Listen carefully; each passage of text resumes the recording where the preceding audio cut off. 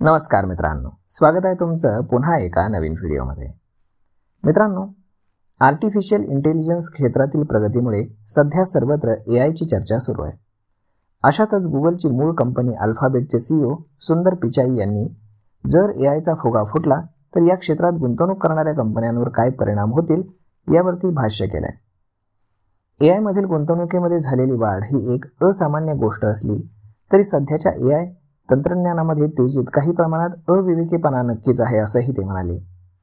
Silicon व्हॅलीवरती इतर ठिकाणी ही भीती निर्माण होते की एआय कंपन्यांचं मूल्य गेल्या काही महिन्यात प्रचंड वाढलं आहे आणि कंपन्या यावरती मोठ्या प्रमाणात गुंतवणूक करतायत, त्यामुळे एआयचा फुगा फुटण्याची शक्यता निर्माण झाली।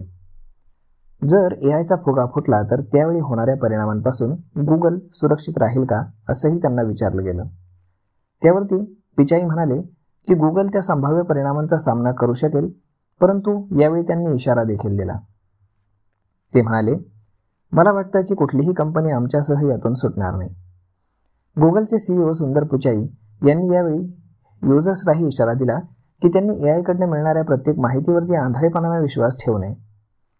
पिचाई यांनी नमूद केलं की एआय क्रिएटिव्ह कामांसाठी उपयुक्त आहे, परंतु युजर्सनी त्याच्या मर्यादा समजून घ्यायला हव्यात।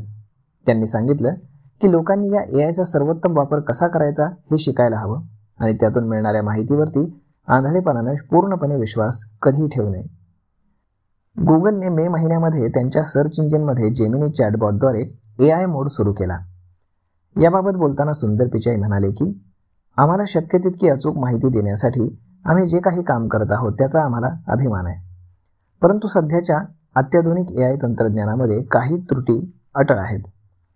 गुगलच्या एआय धोरणाबाबत बोलताना सुंदर पिचाई म्हणाले की चिप्स आणि डेटापासून ते एआय मॉडेल्स आणि प्रगत संशोधनापर्यंत संपूर्ण तंत्रज्ञान साखळीवरती नियंत्रणात गुगलची ताकद आहे। यामुळे कंपनी एआय बाजारपेठेतील कुठल्याही परिणामांना तोंड देण्यासाठी तयार राहील। तर मग मित्रांनो, अशा पद्धतीने जर एआयचा फुगा फुटला तर काय, याबद्दल सुंदर पिचाईंनी हे वक्तव्य केलेलं आहे। तर यावरती आपलं मत काय हे तुम्ही आम्हाला कमेंट करून नक्कीच सांगा। आणि जर हा व्हिडिओ तुम्हाला आवडला असेल तर आपल्या जवळच्या मित्रमंडळींसोबत देखील हा व्हिडिओ तुम्ही शेअर करायला विसरू नका। धन्यवाद।